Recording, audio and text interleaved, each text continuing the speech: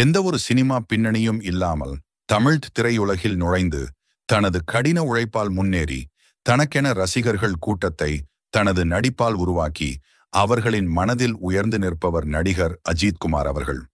3 முறை பிலிம்ஃபேர் விருதுகளையும் 2 முறை சினிமா எக்ஸ்பிரஸ் விருதுகளையும் 3 முறை விஜய் விருதுகளையும் 2 முறை தமிழ்நாடு மாநில அரசு விருதுகள் என பல்வேறு விருதுகளை வென்றுள்ள அஜித் ஒரு கார் பந்தய வீரராகவும் அறியப்படுகிறார். சமீபத்தில் அவருக்கு மத்திய மோடி அரசு பத்ம பூஷன் விருது வழங்கியது என்பது குறிப்பிடத்தக்கது. முடிந்தளவு மற்றவர்களுக்கு உதவி செய்யும் மனப்பான்மை கொண்டவர் என்றும் அவரை கூறுகிறார்கள். அவர் திரைமறைவில் பல்வேறு உதவிகளை தேவைப்படுவோருக்கும் நலிந்தவர்களுக்கும் செய்பவர் என்றும் கூறுகிறார்கள்.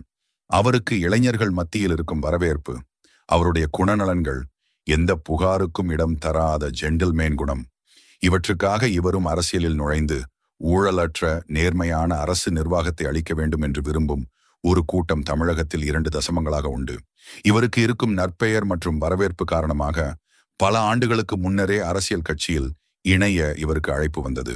மறைந்த முதல்வர் ஜெயலலிதா தான் இருக்கும் போதே அதிமுகவுக்கு வருமாறு அஜித்திற்கு அழைப்பு விடுத்தார் என கூறப்படுகிறது.